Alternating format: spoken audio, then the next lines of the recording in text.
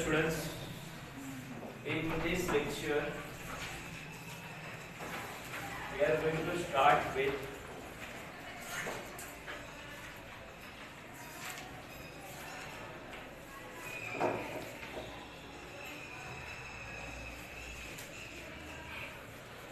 analysis of idea, right? क्या चीज बाकी है?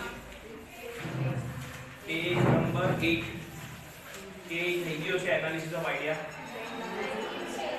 10 થી બાકી છે. Okay. Concentration of output components ત્યાંથી બાકી છે. Okay. Page number 10 concentration of the output components. આ ઓવરઓલ કયો આન્સર છે? આપણે લાસ્ટ લેક્ચરમાં સ્ટાર્ટ કર્યો હતો last week. Establishment of the industrial enterprise. એમાં ફર્સ્ટ પોઈન્ટ કમ્પ્લીટ કર્યો હતો, search for professional ideas. Number 2 analysis of idea. Number 3 choices of best idea. અને લાસ્ટ પોઈન્ટ જે આપણો બાકી છે એ છે concentration of the output components. So page number 10 open કરો, ત્યાંથી આપણે સ્ટાર્ટ કરીએ concentration of the output components. Once an entrepreneur agrees with practicality and profitability of the project, he concentrates on collecting requiring means for the establishment of the enterprise. He has to select a partner or associate to get required loan, get land and building, buy plant and machine, furniture, etc. Get labors and patents for the product. Besides this, he has to take decisions regarding the size of the business, choice of the location and construction, etc. He also has to decide the form of ownership according to the opinion of the John S. Dewey. Establishment of the enterprise take place by concentration of materialistic facilities, production process and development, advertisement of the product and campaign for the sales increase, appointment of the laborers gathering material, etc. So અહીંયા આપણે હવે શું specify કર્યું છે કે સૌથી પહેલા મારું ફોકસ છે ને આઉટપુટ કેટલું થશે, કેવી રીતના ગુડ્સ હું મેન્યુફેક્ચર કરીશ, કઈ જગ્યાએ કરીશ. તો આ બધી વસ્તુ માટે ઓવરઓલ મને શું રિક્વાયર્ડ છે? મની. તો ફાઇનાન્સ હું ક્યાંથી અરેન્જ કરું છું? મારું પાર્ટનર છે કોઈ, કે મેં કંપની ફોર્મ કરી છે, કે ઓવરઓલ મને કોઈ લોન પ્રાઇવેટ ઇન્સ્ટિટ્યુશન કે ફાઇનાન્શિયલ ઇન્સ્ટિટ્યુશન છે જે મને લોન દેવા માટે રેડી છે. તો આ બધી વસ્તુ મારે પહેલા વિચારવી પડે. એ બધી વસ્તુ ફાઇનલાઇઝ થશે પછી જ ઓવરઓલ મારું પ્રોડક્શનને ચાલુ રહે. ક્યાં કઈ પ્લાન્ટ એન્ડ મશીનરીઝ રિક્વાયર્ડ છે, કઈ જગ્યાએ હું કરીશ, કેટલું પ્રોડક્શન કરીશ, કેટલું મારું પ્રોફિટ થશે, જે હું એફર્ટ્સ દઈશ એ પ્રમાણે પ્રોફિટ પ્રોપર થશે કે નહીં થાય. તો આ બધી વસ્તુ ઓવરઓલ આપણે એને ફોકસ કરીએ કે પ્રોડક્શનનો પ્રોગ્રામ કે કેવી રીતના ફાઇનલાઇઝ કરીએ, કેવી રીતના સેલ્સ કરશું, કેવી રીતના માર્કેટિંગ કરશું, એડવર્ટાઇઝમેન્ટ કરશું, કયા લેબર્સ લોકોને એપોઇન્ટ કરશું, સ્કિલ્ડ કે અનસ્કિલ્ડ, સ્કિલ્ડ જેની પાસે પ્રોપર નોલેજ છે, અનસ્કિલ્ડ જેને ખબર નથી એને પહેલાથી ટ્રેન કરવાના છે. તો આ બધી વસ્તુ પહેલા આપણે ફોકસ કરવી પડે. પછી એનું ડેટા કલેક્શન સ્પેસિફાઈ કરી છે. તો ડેટા કલેક્શન લોકોના કેટલા પોઈન્ટ લીધા છે? આપણે ટોટલ 3 પોઈન્ટ લીધા છે. Concentration of the output components, it is divided into 3 parts. First is data collection. એના એટલે આપણે પોઈન્ટ્સ ના કહી શકીએ, એને સ્ટેजेस કહી શકીએ. ફર્સ્ટ ડેટા કલેક્શન થશે, પછી ઓવરઓલ ફાઇનાન્શિયલ સિસ્ટમ, પૈસા રિલેટેડ, અને થર્ડ એમ્પ્લોયીઝ રિલેટેડ. તો સૌથી પહેલા આપણે ડેટા કલેક્શનમાં શું કીધું છે? આ લોકોએ સ્પેસિફાઈ કર્યું છે. In the aggressive commercial atmosphere, information and its data collection or knowledge is a key factor in the success of the entrepreneur. The following information is necessary for the entrepreneur. અહીં આપણે information specify કરી કે તમારા બિઝનેસનું ક્યાં એક તમારી પાસે overall એક રફ આઈડિયા હોવો જોઈએ, ડેટા હોવો જોઈએ કે કઈ વસ્તુ કરવી છે, કેવી રીતના કરવી. તો માર્કેટમાં જે બી તમારે ગુડ્સ અને સર્વિસ વેચવા છે એની ડિમાન્ડ કેટલી છે, એની સાઇઝ શું છે ડિમાન્ડ. પછી સપ્લાય તમે ઈઝીલી કરી શકશો એ ગુડ્સને જે પ્રમાણે ડિમાન્ડ છે એ પ્રમાણે સપ્લાય કરી શકશો. ફોર એક્ઝામ્પલ કહો માર્કેટમાં 500 ની ડિમાન્ડ છે પણ ઓવરઓલ મારું પ્રોડક્શન છે 200 સુધી જ છે, તો મારી લિમિટ કેટલી છે પ્રોડક્શનની સાઇઝની? 200 લિમિટ છે, 200 પ્રોડક્ટ્સ એની ઉપર હું દઈ શકતો નથી. એ બધી વસ્તુ મારી પાસે ડેટા હોવો જોઈએ. પછી પ્રાઇસ એક્સપેન્સીસ રેશિયો રિલેશન, કે પ્રાઇસ શું મળશે, એક્સપેન્સ શું થઈ જશે, રેશિયો શું છે, શું રિટર્નના ચાન્સીસ છે. સોર્सेस ઓફ રો મટીરીયલ ક્યાંથી મળશે? મારે ગુડ્સ બનાવવા છે પણ હાથમાં રો મટીરીયલ જ નથી, તો કેમ બનીશ? મારે શર્ટ બનાવવું, હાથમાં ફેબ્રિક જ નથી, થ્રેડ જ નથી, ફેબ્રિક આવી ગયું, સીવા માટે થ્રેડ જોશે, થ્રેડ નથી તો શું કરીશ? તો આ બધી વસ્તુ આપણે વિચારવી પડે કે source of row material easily મળી શકે છે. પછી કીધું છે suppliers of technology, machines and other means and their types.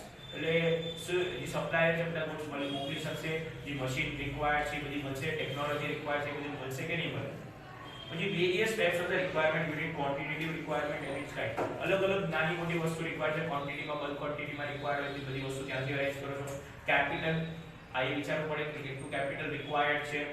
ગવર્નમેન્ટના લો નિયમ કાયદા શું છે એના ઓપોઝિટ મારે જવું નહીં. ઇમ્પોર્ટ એક્સપોર્ટ કરી શકીશ મારા ગુડ સર્વિસીસ. તો આ બધી ઇન્ફોર્મેશન મને પ્રોપર પર્સન પાસે સર્ટન ટાઈમ ઉપર હોય તો જ એક વસ્તુ કરી શકે ને કરી શકતું નથી. ફાઇનાન્શિયલ સિસ્ટમ, ફાઇનાન્સની વાત કરીએ જ્યાં આપણે પૈસાની વાત કરીએ છીએ કે કેટલું ઓવરઓલ વર્કિંગ કેપિટલ રિક્વાયરમેન્ટ છે. વર્કિંગ કેપિટલ એટલે આપણે કહીએ ને કે શોર્ટ ડ્યુરેશનમાં તમને સર્ટન એમાઉન્ટ જોઈએ. રોલિંગ માટે આપણે કહીએ ને બિઝનેસમાં રોલિંગ માટે પૈસાની જરૂર છે. અત્યારે આ ટાઈમમાં છે ને કોરોનાના સિચ્યુએશનમાં ઘણા તમારા પેરેન્ટ્સ બિઝનેસમેન હોય તો એ કહેતા હશે પ્રોફિટ ના થાય ને તો વાંધો નહીં પણ રોલિંગ અટકાય. રોલિંગ અટકાય તો એટલે શું કે જેની પાસેથી મારે રૂપિયા લેવાના છે એ આવતા નથી અને જેને દેવાના છે એ માંગવા માંગતા તે એક ટાઈમ ઉપર કે લોસમાં આપણે દુકાનમાં એમ નથી કે આપણે લોસમાં છે ડૂબી ગયા, દુકાનમાં 10-15 લાખનો માલ ભર્યો છે પણ અત્યારના કેશમાં કન્વર્ટ કરતા. તો વર્કિંગ કેપિટલ આપણે શોર્ટ ટાઈમમાં એક વર્ષની અંદર તમારી લાયબિલિટી અને એસેટ્સ નું કેલ્ક્યુલેશન કરે છે. તો એને આપણે વર્કિંગ કેપિટલ જે તમારી કરન્ટ એસેટ્સ છે એમાંથી માઈનસ આપણે કરન્ટ લાયબિલિટી કરીએ તો તમને ઓવરઓલ વર્કિંગ કેપિટલ ખબર પડી શકે કે તમારો બિઝનેસ સોલ્વેન્ટ છે કે ઇનસોલ્વેન્ટ. સોલ્વેન્ટ એટલે પ્રોફિટમાં છે, ઇનસોલ્વેન્ટ એટલે લોસમાં છે. પછી અહીંયા હજી સ્પેસિફાઈ કરે તો જેની પાસે મારે રૂપિયા લેવાના ડેટર્સ, બિલ્સ રિસીવેબલ આ બધા ઓવરઓલ છે એ મારે પૈસા આવશે. ક્રેડિટર્સ, બિલ્સ પેયેબલ, બેંક ઓવરડ્રાફ્ટ આ બધા શું છે મારા ઓવરઓલ કરન્ટ લાયબિલિટી છે. તો આ બધી વસ્તુ મારે પ્રોપર કેલ્ક્યુલેટ કરવી પડે જેનાથી મને ખબર પડે કે મને કેટલા ફંડની રિક્વાયરમેન્ટ છે અને કેવી રીતે એનું રોલિંગ થશે. હવે એમાં છે ને આપણે બે પોઈન્ટ કીધા છે, એક તો કોસ્ટ થિયરી અને બીજું આપણે કીધું છે અર્નિંગ થિયરી. કોસ્ટ થિયરીમાં વાત કરીએ છીએ આપણે કે શું તમારી પાસે પરમેનન્ટ એસેટ્સ છે, ફિક્સ્ડ એસેટ આપણે કહીએ, શું તમારી પાસે કરન્ટ એસેટ્સ છે, ઇન્ટેન્જિબલ એસેટ્સ આપણે ગુડવિલ લઈને વાત કરો, પેટન્ટ્સ કયો, કોપીરાઇટ્સ કયો. તો આ બધી વસ્તુ આપણે દેખાતી નથી, આપણે બધી વસ્તુ શું કરીએ છીએ ફીલ કરી શકીએ. એટલે કેપિટલાઇઝમાં આપણે એને યુઝ કરીએ એટલે પાર્ટ ઓફ કેપિટલાઇઝેશન કહીએ.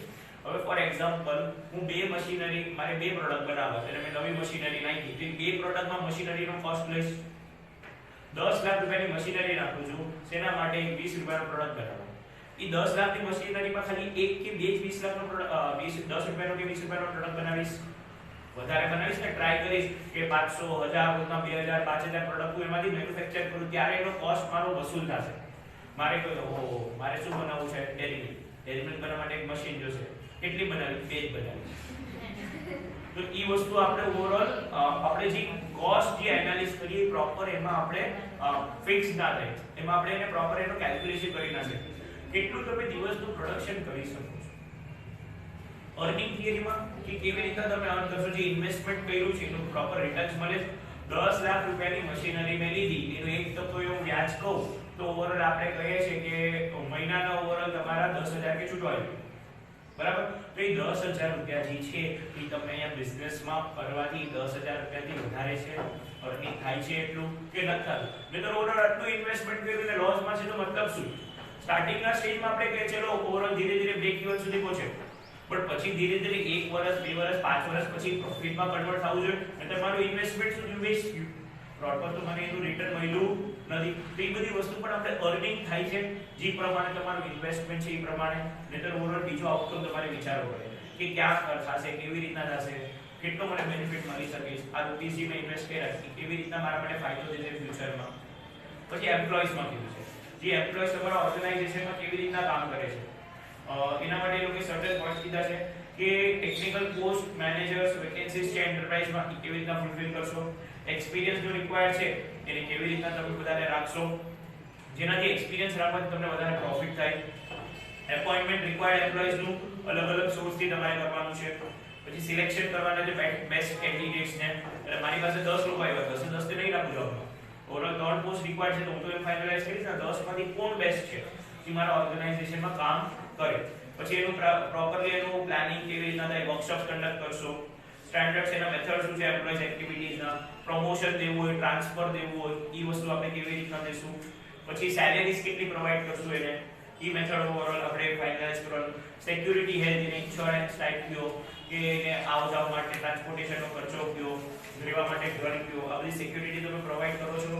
તો આ બધી વસ્તુ આપણે નક્કી કરવી પડે, મેનેજ કરવી પડે, કેમ કે એમ્પ્લોયની આપણે આ બધી વસ્તુ લોકોની ધ્યાન રાખવી પડે છે. હવે એમાં સ્પેસિફાઈ કર્યું છે રિવોર્ડ્સ અને ઇન્સેન્ટિવ્સ.